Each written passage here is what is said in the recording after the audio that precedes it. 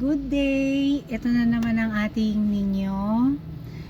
Okay, for today's question na natanggap ko, ang sabi niya dito, yung boss niya, ilang days na delayed paggawa niya hanggang ngayon ala pa, daming dahilan.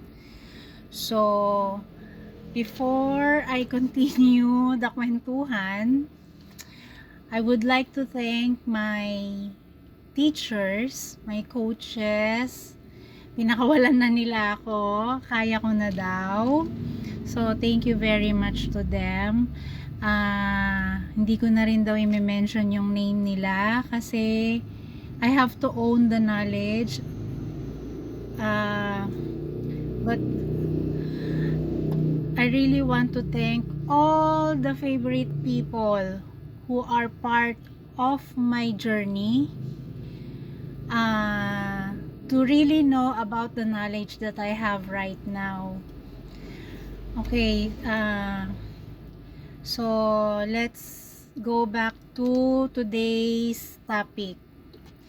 Energy hack about a boss who's being stubborn, avoidant, mga ganyan. So yung energy hack doon is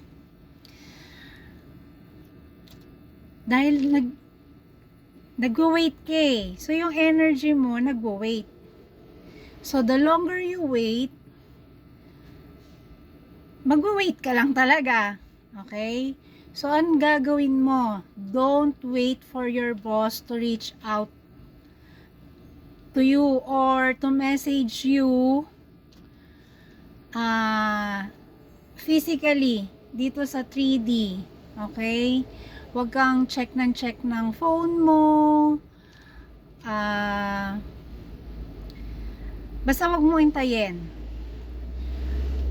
Okay, kapag na-aware mo na yung sarili mo na naghihintay ka, okay, ang gagawin mo, focus on the intention that they are going to reach out to you mentally. Hindi dito sa physical. Okay? Pag naset mo na yung na-aware mo yung sarili mo, ayaw nga pala, wag mag-wait. So, magsiset ka ng intention mentally. After that, do your own thing. Okay? Don't stay there, keep on waiting. Go do something else. Okay?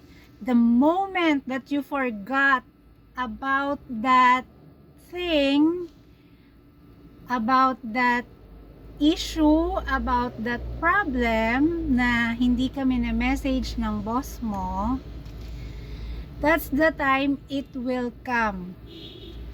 Okay? So, sabi nga ng teacher ko, ang pagsiset ng intention is go in 30 seconds, mag-set ka ng intention mentally, and then go out. Tapos, always stay in the gratitude mode. Always give thanks to the universe na maayos yung anumang issue yan. Okay? And then, ano pa ba? So, yun. So, ang sabi niya, basta, the intention setting is about 15 seconds to 1 minute lang. Ang rule niya dito ay go in, set the intention, then go out. So, yun yung kailangan natin i-practice every time na naghihintay tayo. Wala tayong gagawin sa physical. Energy parati yung pagaganahin natin. Kailangan natin i-balance yung energy natin. Kapag naghihintay tayo, ang energy natin ay nasa low, nasa baba, nasa lack. So, kailangan natin itaas yung energy natin para mapunta tayo dun sa abundant energy. So, paano yung abundant energy na yon? So, yun nga, yung sinabi ko na sa inyo.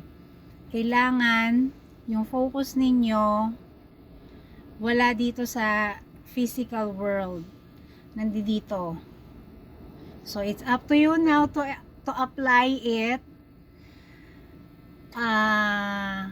Yun lang yun. Hack. Energy hack. Thank you ulit. Sana marami akong taong matulungan through this knowledge.